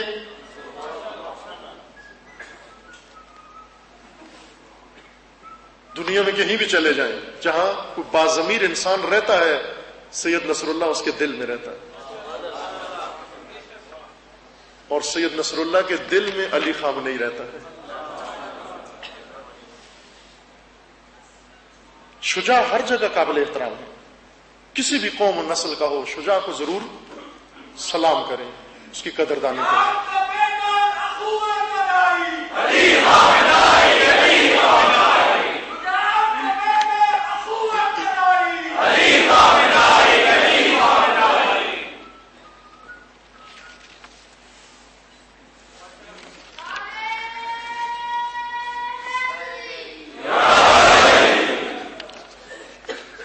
ہر مجلس میں اور ہر روز تذکر دینا، یہ یاد دہانی کرانا کہ اپنے موبائل آف کر لیں، نہ میرے شایع نشان ہے نہ مجلس کے شایع نشان ہے، پہلے ہی ٹیسٹ کر لیا کریں، آتے ہوئے چیک کر لیا کریں، سائلنٹ پہ لگا دیں، آف کر دیں، تقدس سے مجلس خراب نہ ہو۔ درود پڑھیے محمد وآل محمد۔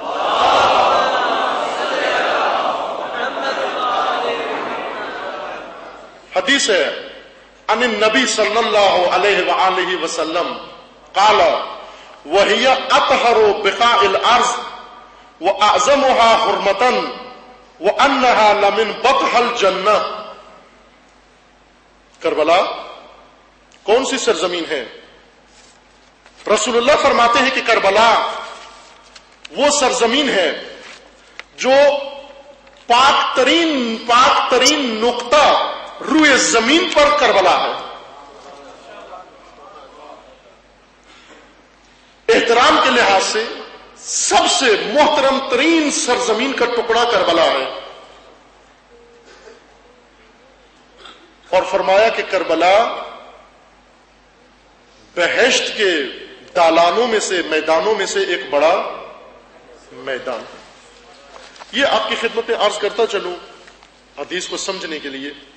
قرآن سمجھنے کی کچھ کی ہوتی ہیں چابیاں، وہ چابیاں لوہے کی یا میٹل کی نہیں ہوتی، اصول ہوتے ہیں کچھ۔ حدیث سمجھنے کے بھی کچھ اصول ہوتے ہیں۔ یہ نقطہ ذہن میں رکھیں کہ چونکہ رسول اللہ نے بھی فرمایا کہ ہم نے انبیاء نے، ہم قوم انبیاء یا ہم طبقہ انبیاء نے کبھی بھی اپنی عقل کی گہرائی سے لوگوں کے ساتھ بات نہیں کی۔ نکلم الناس علی قدر عقولہم، ہم لوگوں کے ساتھ ان کی عقل کے مطابق بات کرتے ہیں، ورنہ اپنی عقل کی گہرائی سے بات کریں تو کوئی سمجھے گا نہیں۔ کون سمجھے گا؟ رسول اگر اپنی عقل کی گہرائی سے بات کریں، اس کو سمجھنے کے لیے بھی کوئی رسول ہی ہو۔ لوگوں کے ساتھ معمول کی زبان بولتے ہیں، عوام فہم و عام فہم زبان، اور یہی سب سے بڑی مشکل بھی ہوتی ہے اس انسان کے لیے، جیسے عام لوگوں کو دقیق ترین عمیق ترین دین سمجھانا ہے، لیکن زبان عام استعمال کرے، زبان ایسی استعمال نہ کرے کہ لوگوں کو کچھ پلے نہ پڑے۔ زبان بہت عام ہو، سادہ ہو، لیکن بات سادہ نہ ہو، بات بڑی بات ہو، عظیم بات ہو۔ اور کبھی بھی تعبیروں کی سادگی میں اغوا نہ ہو جائے کہ جہاں تعبیریں سادہ ہیں اس کی معنی یہ کہ معانی بھی سادہ ہے، نہ، بسا اوقات تعبیریں بڑی سادہ ہیں لیکن ان کے اندر معانی بڑے عظیم ہوتے ہیں۔ ایک طریقہ عام لوگوں سے خطاب کرنے کا یہ ہے کہ انہی کی زبان میں، انہی کی مانوس اور انہی کی بول چال کی معمول کی محاورے کی زبان استعمال کی جائے، جس کو آج کل زبان شناس لوگ، ادیب لوگ جو ماہر لسانیات ہیں، وہ اس کو کہتے ہیں سمبولک زبان، تمثیلی زبان۔ شاید طلبہ کو معلوم ہو جو لسانیات کے طلبہ ہیں، ادبیات لٹریچر کے، ایک زبان ہے جو رائج ہے اس وقت کرتے ہیں، شعراء استعمال کرتے ہیں، نثر میں استعمال ہوتی ہے۔ مثلا فرض کر دیں کسی نے ناول لکھا ہے، یہ ناول کسی حقیقت کی طرف اشارہ ہے، لیکن زبان اس کے اندر سمبولک زبان ہے، اس زبان سے کسی اور چیز کی طرف اشارہ ہے، جو قدیم سے ایک روش ہے، رائج ہے۔ یہ کبھی آپ دیکھیں پرندوں کی کہانیاں، جانوروں کی کہانیاں، اور ان کے اندر تربیتی نقطے انسانوں کے لیے ہیں۔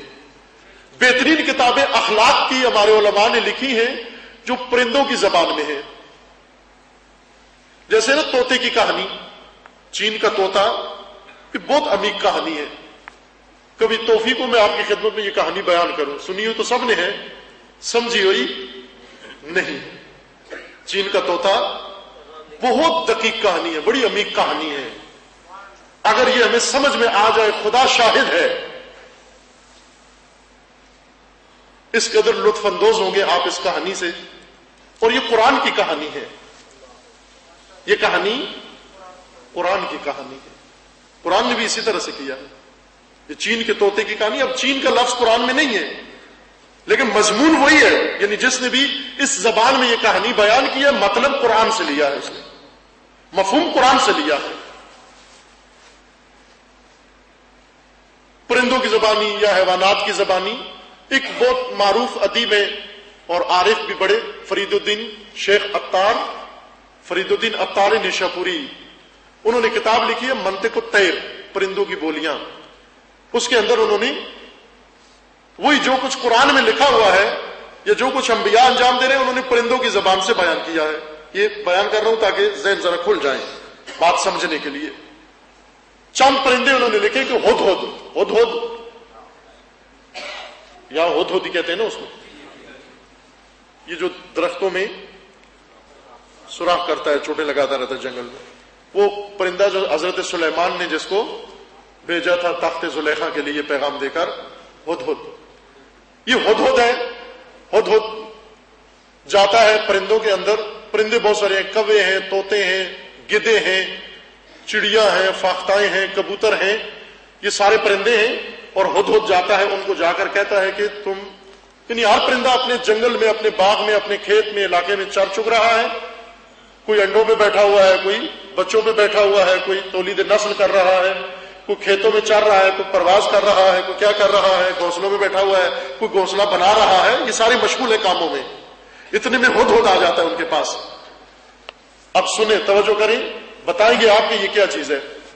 ہدہد آتا ہے ان کے پاس، آ کر کہتا ہے کہ اے پرندوں، ایک سی مرغ ہے. سی مرغ ایک افسانوی پرندہ جو کہیں موجود نہیں ہے لیکن ادبیات کے اندر موجود ہے. سی مرغ جو کوکاف کے اندر پہاڑوں میں رہتا ہے. کوکاف بھی فرضی پہاڑ ہیں، کسی زمین پر موجود نہیں، افسانوی پہاڑ. انہیں آ کر کہتا ہے کہ کوکاف میں سی مرغ رہتا ہے اور سب پرندوں کو ہمیں کوکاف کی زیارت کے لیے، اس کی ملاقات کے لیے جانا ہے. سب پرندے بہانہ کرتے ہیں. کوئی کہتا ہے میرے انڈے ہیں، کوئی کہتا ہے میرے بچے ہیں، کوئی کہتا ہے میرے چوزے ہیں، کوئی کہتا ہے مجھے ابھی گھونسلہ بنانا ہے، کوئی کہتا ہے سردیاں آ رہی ہیں، کوئی کہتا ہے گرمیاں آ رہی ہیں، کوئی کہتا ہے ابھی کھانا میں بھوکا ہوں. گدھ کہتا ہے ادھر لاش پڑی ہوئی ہے، مجھے اس کو ساری کو چاٹنا ہے، ختم کرنا ہے. کوا کچھ اور کہتا ہے. ہر پرندہ ایک بہانہ کرتا ہے. چند پرندے اس کے ساتھ چل پڑتے ہیں. وہ بھی کچھ سختیاں، چونکہ کوکاف کا راستہ بڑا دور ہے، کچھ ایک وادی کے اندر ہوائیں چلتی ہیں، وہ وہاں سے واپس آ جاتے ہیں جو کمزور ہیں، ڈر جاتے ہیں. کوئی جنگل سے واپس آ جاتے ہیں، کوئی کہاں سے واپس آ جاتے ہیں. آخر میں 3-4 پرندے اس کے ساتھ رہ جاتے ہیں جنہیں ہدہد لے کر سی مرغ کے پاس لے جاتا ہے. اور سی مرغ ان سے پوچھتا ہے کہ باقی کہاں ہیں؟ یہ جو کروڑوں پرندے زمین کے اوپر موجود ہیں یہ کہاں ہیں؟ تو وہ ہدہد بتاتا ہے کہ ان کی یہ مشکلات تھیں یہ ساری. خوب یہ کون ہے؟ یہ ہدہد کون ہے؟ ہدہد نبی ہے، سی مرغ خدا ہے، اور یہ پرندے ہم لوگ ہیں، معمولی لوگ ہیں.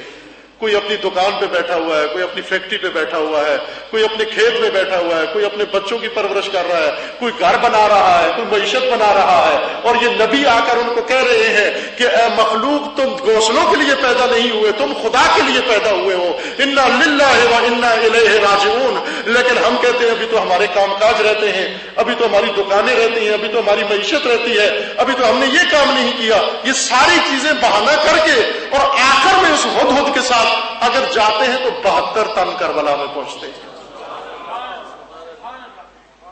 یہ ہدہد فقط 72 پرندے لے کے جاتا ہے سی مرغ کی بارگاہ میں، اور ان 72 کو سی مرغ یعنی خدا کی ذات، یہ سمبولک زبان ہے.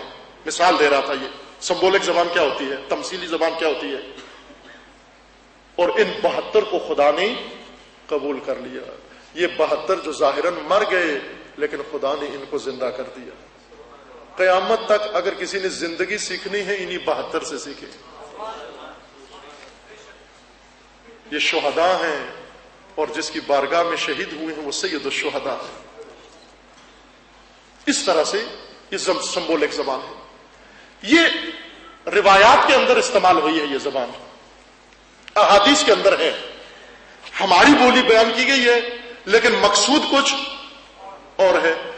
دوسرا نقطہ یہ ہے کہ جن حکومتوں کے زمانے میں یہ روایات بیان ہوئی ہیں وہ آج ہماری طرح نہیں تھی کہ ہم بڑی آزادی کے ساتھ، اگرچہ یہ پاکستان ناامن ہے، سب کچھ ہے، لیکن الحمدللہ اس کے اندر ابھی تک آپ بعض کام کرنے میں ابھی تک آزاد ہیں، پتہ نہیں کب تک آزاد ہے۔ خدا اس مملکت کو بچائے، اس کے دشمنوں کو نیست و نابود کرے اور اس کے ساتھ خیانت کرنے والوں کو خدا رسوا کرے، لیکن پھر بھی شکر خدا کریں کہ ہمیں یہ نعمت یہاں پر میسر ہے۔ آج قطیف کا محاصرہ ہے۔ قطیف سعودی عرب کا شہر، شیعہ نشین، جہاں پر مظلوم شیعہ نے، وہ شیعہ اس حکومت کے، اس آمر حکومت، مستبد حکومت کے زیر سایہ انہوں نے دوسرا جلوس نکالا ہے، ایک ہفتے کے اندر دوسرا جلوس نکالا غزہ کے مظلوموں کی حمایت میں۔ ان سعودی عرب کے شیعوں نے جن کے گلے پہ ہاتھ رکھا ہوا ہے، جن کے گلے سے آواز نکلنے نہیں دیتے، جن کے اوپر موت منڈلا رہی ہے، لیکن کسی چیز کی پرواہ نہ کرتے ہوئے وہ نکلے، دوسری دفعہ باہر نکلے غزہ کے مظلوم مسلمانوں کی حمایت میں۔ یعنی قطیف کا شیعہ غزہ کے سنی کی حمایت میں باہر نکلا ہے، اور اس کا نتیجہ یہ ہوا کہ غزہ سے زیادہ شدید محاصرہ قطیف کا ہو گیا ہے۔ معلوم نہیں، خدا کو معلوم ہے کیا ہوگا ان مومنین کے ساتھ، کہ خدا تمام مسلمین کو ان ظالمین کے شر سے محفوظ فرمائے۔ لیکن آپ بڑی آزادی کے ساتھ بیٹھ کر یہاں اپنی عبادت کر رہے ہیں، عزا کر رہے ہیں، اس کی بھی قدر جانیں۔ وہ حکومتیں بہت مستبد و ظالم تھیں۔ یہ آپ نے سنا ہوا ہے کہ ائمہ سے ملاقات کے لیے صحابہ بعض اوقات ٹوکری سر پہ رکھتے تھے، حلیہ بدلتے تھے، تاکہ وہ چھابڑی فروش یا خانچہ فروش بن کر گلیوں میں آوازیں لگاتے کہ کوئی کیا بیچ رہا ہے، کوئی کیا بیچ رہا ہے۔ اس بہانے سے معصوم کے گھر تک پہنچتے، رسائی حاصل ہوتی اور کوئی مسئلہ پوچھ کر آتے تھے۔ ایک عام سا فقہی مسئلہ، وضو کا مسئلہ، عام سا مسئلہ پوچھنے کے لیے اتنے جتن کرنے پڑتے تھے۔ ان حکومتوں کے جاسوس ائمہ کی مجلس میں بیٹھے ہوتے، بنو امیہ و بنو عباس کے، ذرا ذرا سی بات نوٹ کر کے حکومتوں کو پہنچا رہے ہوتے۔ ایسے ماحول میں کربلا کو مکتب بنانا، عاشورہ کو مکتب بنانا، پوری امت کا رخ کربلا کی طرف موڑ دینا، یہ آسان کام نہیں۔ آج ہمارے لیے بہت آسان ہے کربلا جانا، لیکن جس طرح معصومین نے لوگوں کو کربلا کی طرف موڑا وہ بہت دشوار کام تھا۔ یہ سمبولک زبان ہے۔ پیغمبر اکرم فرماتے ہیں، جب سید الشہداء بھی بہت چھوٹے ہیں، کہ کربلا محترم ترین و مقدس ترین نقطہ ہے روئے زمین پر، یعنی اس نقطے پہ ضرور جاؤ، یا حتمن جانا ہے تمہیں۔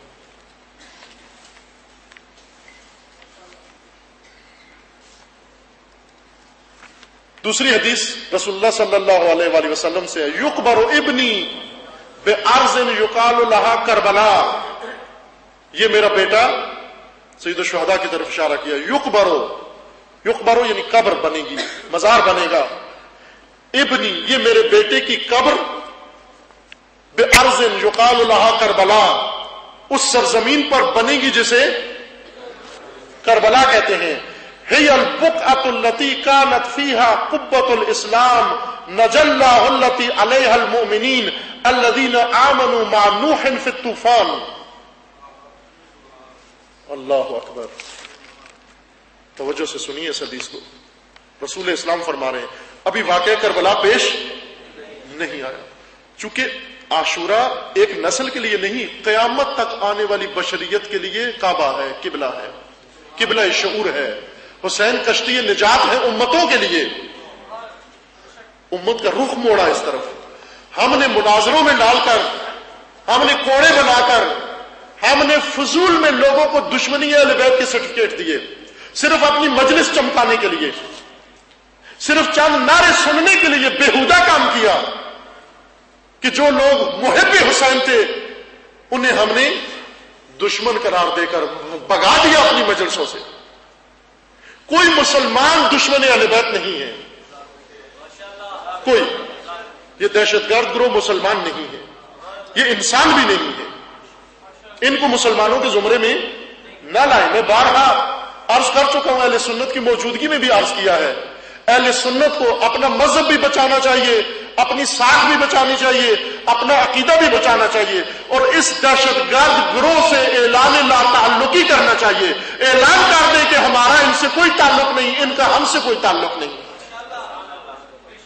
ان کو نہ کہیں سنی ہے، یہ کوئی سنی دشمن اہل بیت نہیں، اور اپنے ممبروں سے یہ بات کہلوانے نہ دیں، نہ کہنے دیں کہ جو مجلس میں نہیں آتا وہ دشمن اہل بیت ہے۔ وہ بہت سارے شیعہ ہیں جو ابھی مجلس میں نہیں، کیا یہ سارے دشمن اہل بیت؟ محبت کے درجے الگ الگ ہیں، محبت کے رتبے الگ الگ ہیں، سب محبت اہل بیت رکھتے ہیں، سب محب سید الشہداء ہیں۔ آپ جائیں ان کی مساجد میں جائیں، محرم کے اندر بعض اس طرح سے نکات بیان کرتے ہیں کہ کوئی شیعہ بھی نہیں بیان کرتا، یہ محب اہل بیت ہے۔ ہمارا کام محبوں کو دشمن بنانا نہیں ہے، بلکہ جو کم محبت رکھتے ہیں ان کی محبت کو بڑھانا ہے، محبوں کو عاشق بنانا ہے، عاشقوں کو پیروکار بنانا ہے۔ اس ممبر کا فرض یہ ہے، اس ممبر کی رسالت یہ ہے۔ ہم نے دور کیا، مجھے یاد ہے بچپن میں یہ، البتہ کہ بعد میں یہ ماحول ختم ہو گیا، آپ کو مجھ سے زیادہ یاد ہوگا بزرگوں کو، کہ جب کوئی مجلس عزا ہوتی تھی، ایام عزا شروع ہوتے تھے، محرم، جن کو یہ پنجاب کے علاقے میں داشورے کہتے تھے، یہی زبان کہتے تھے نا، داشورے، وہ ہم عاشورہ کہتے ہیں، وہ داشورہ کہتے تھے۔ ہر مجلس میں اگر نصف تعداد نہ ہو تو کم نہیں ہوتی تھی اہل سنت کی۔ کئی مجالس کا اہتمام یہ خود کرتے، تبرک یہ خود پکاتے، سبیلے۔ ابھی بھی ملک کے اندر کتنے شہروں کے اندر تازیوں اور علم کے جلوسوں کے لائسنس سنیوں کے نام پر ہیں۔ کس نے ان کو بگایا؟ وہ جنہوں نے آ کر دو نعرے سننے کے لیے، مجلس چمکانے کے لیے، ظاہر ہے آپ کب کسی کے مقدسات کی توہین کریں گے، وہ کبھی بھی آپ کے مقدسات کا احترام نہیں کرتے۔ یہ نہیں ہے طریقہ، یہ ذمہ دار ہے عزیزوں۔ بات ذرا اس سے بھی مشکل تر ہے، میں اس طرف اب نہیں جاتا کہ یہ ماحول پیدا کرنے میں بھی بعض کا دخل ہے، حصہ ہے۔ اس ممبر کو غلط استعمال کیا۔ آج اگر شیعہ کا خون گرتا ہے ناحق، تو اس میں بعض ایسے پیشہ ور بھی شامل ہیں جنہوں نے یہ ماحول بنانے میں مدد دی ہے، جو پروف فراہم کرتے ہیں اس طرح کے۔ سب محبت اہل بیت رکھنے والے ہیں، ہمارا کام ان کو قریب تر کرنا ہے، ان کو لائے اپنی مجالس کے اندر، شریک ہو ان کے ساتھ۔ پاکستان کی اکثریت اہل سنت شیعہ کی دشمن نہیں۔ اگر شیعہ کی دشمن ہوتی تو آپ کے ساتھ کاروبار کیوں کرتے؟ آپ کے محلے میں آپ کو کیوں رہنے دیتے؟ آپ کے دفتر میں آپ کے ساتھ میل ملاپ کیوں کرتے؟ نہیں ہے، یہ غلط ہے، یہ تعصب۔ ایک گروہ ہے شیطان کا پالا ہوا، دہشت گرد، ہمارے حکمرانوں کی حماقت کا نتیجہ اور بعض دشمنوں کی دشمنی کا نتیجہ کہ پاکستان کے اندر یہ غلط جرثومہ، انہوں نے پلیت جرثومہ پیدا کیا، جنہوں نے پاکستان کو بھی بدنام کیا، اسلام کو بھی بدنام کیا، ملک کو بھی بدنام کیا، ہر چیز کو جنہوں نے بدنام کیا۔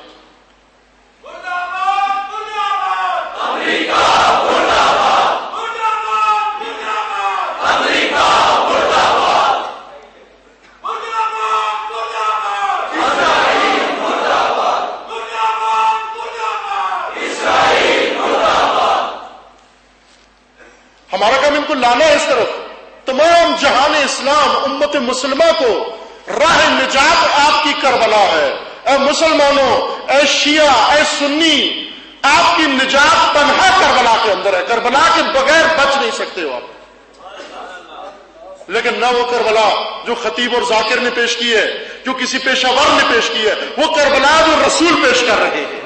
رسول کو تو مانتے ہو، رسول تو شیعہ ذاکر کا نام نہیں ہے، رسول تو شیعہ خطیب کا نام نہیں ہے، رسول رسول اسلام ہے، رسول رسول خدا ہے، اور وہ جس کے بارے میں قرآن نے کہا ہے یہ لب نہیں کھولتا جب تک وحی نازل نہ ہو جائے اس پر۔ وہ رسول بیان کر رہا ہے، کیا بیان کر رہا ہے؟ سنیں، युकबर इब्नी बेअर्ज़ युकाल लहा करबला, ये मेरा बेटा ऐसी सरजमीन पर दफन होगा जिसका नाम करबला होगा। हियल बुक़अतुल्लती कानत फीहा कुब्बतुल इस्लाम,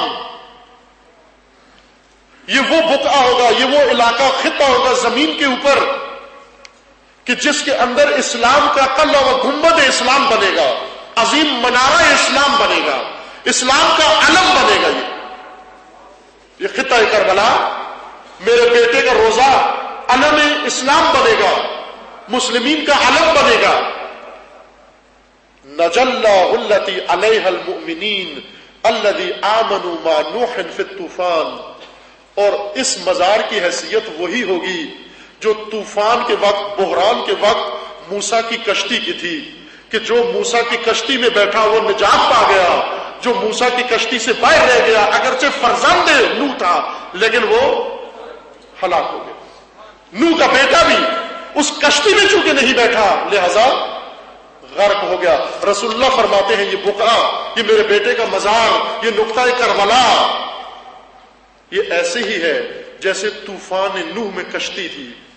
और इस बुक़े की जियारत को जाने वाले, इस मजार की जियारत को जाने वाले, यहां पहुंचने वाले वही होंगे जैसे नूह की कश्ती पर सवार होने वाले।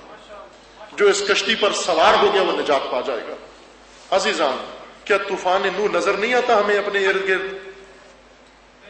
आप जरा जहान इस्लाम की तरफ आंखें खोल के देखें, वो अजाब जो मुख्तलिफ उम्मतों पर अलग अलग होकर नाजिल हुआ, वो यकजा आज उम्मत मुस्लिमा पर नाजिल हो रहा है। अगर बाज उम्मतों पर आग बरसी, बाज उम्मतों पर बिजली बरसी, बाज उम्मतें दरिया में गर्क हुई, समुद्रों में गर्क हुई, तूफानों में गर्क हुई, उम्मत मुस्लिमा पर सब कुछ यकजा नाजिल हो रहा है।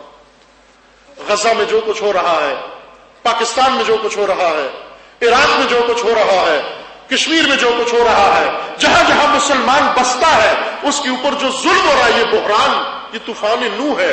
इस तूफान नूह से अगर पाकिस्तान बचाना है तो भी करबला के जरिए बचेगा, लुबनान बचाना है तो करबला के जरिए बचेगा, अफगानिस्तान बचाना है तो करबला के जरिए से बचेगा, अगर इराक बचाना है तो करबला के जरिए बचेगा। इराकी हुकूमत को भी ये सुना देते हैं कि करबला तुम्हारे खित्ते में है, तुम इन जिल्लत के मुआहदों के जरिए से नहीं बच सकते। हुसैन इब्ने अली के मजार के नीचे रहकर और यजीद जमाना के साथ मुआहदे तय करके तुम नहीं बच सकते। अगर इराक को बचाना है तो करबला के जरिए से बचेगा।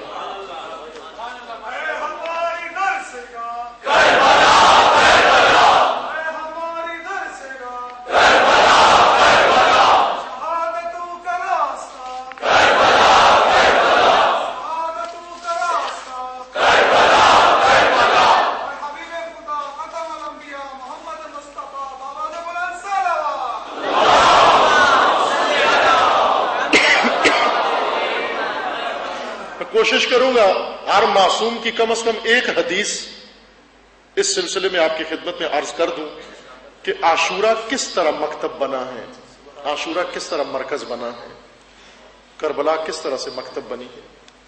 और मासूमीन ने इसके लिए बड़ी जहमतें की, लेकिन कोई चीज मरकज व किबला आसानी से नहीं बनती।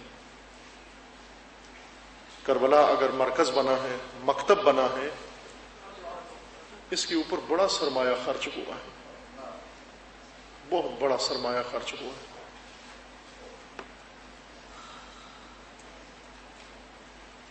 जब काफिला उसरा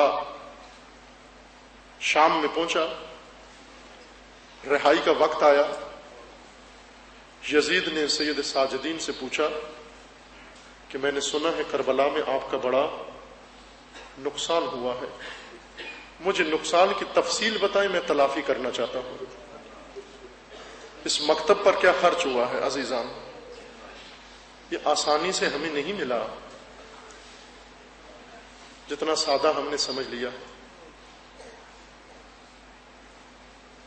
यजीद ने पूछा नुकसान की तफसील बताएं ताकि मैं तलाफी करना चाहता हूं। जनाब सैयद साजिदीन ने फरमाया, ए लईन, तुझे पता नहीं है हमारा करबला में क्या लुटा है, तुझे क्या मालूम کربلا میں ہم نے کیا پیش کیا ہے. اس نے اصرار کیا. اس کے اصرار کے بعد سید ساجدین نے فرمایا اگر تو ہمیں کچھ لوٹانا ہی چاہتا ہے، واپس کرنا ہی چاہتا ہے، تو فقط ایک چیز واپس کر دے. پوچھنے لگا کون سی چیز ہے؟ کہا کربلا میں تیرے لعینوں نے ایک چادر لوٹ لی تھی،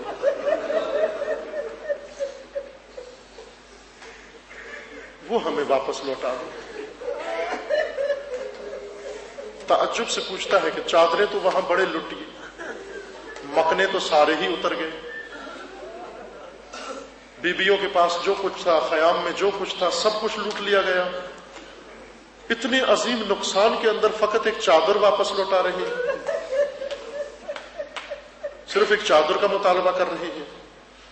سید ساجدین نے روتے ہوئے فرمایا اے لعین،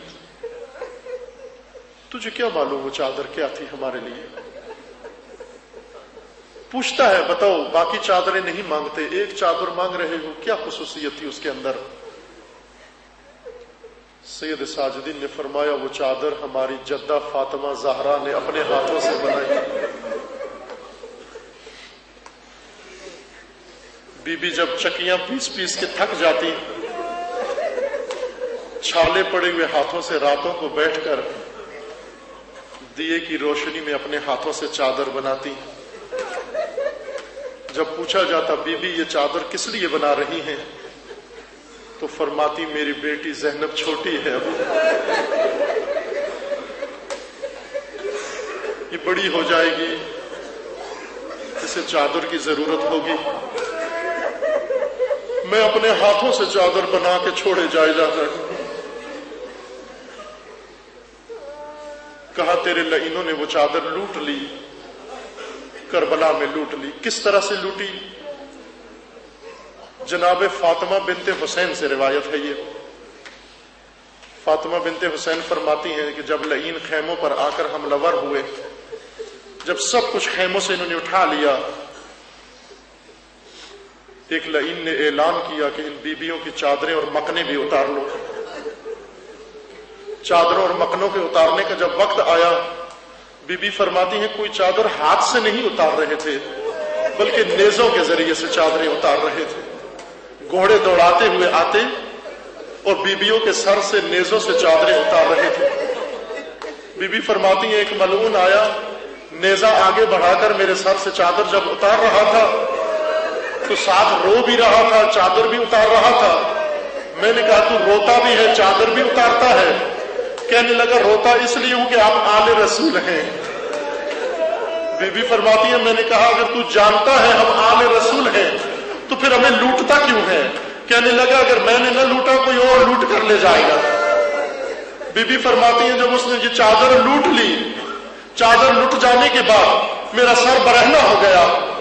سر جب میرا برہنہ ہو گیا، سنے وہ بیبیاں جو عزادار زینب ہیں، جو عزادار حسین ہیں، جو عزادار فاطمہ بنت حسین ہیں، سنے جب سر برہنہ ہو گیا تو بی بی فرماتی ہے میں نے اپنے دونوں ہاتھوں کو اپنے سر کا پردہ بنا کر اپنا چہرہ اپنے زانووں میں رکھ کر میں بیٹھ گئی زمین پر اور انتظار کرنے لگی کہ یہ نامہ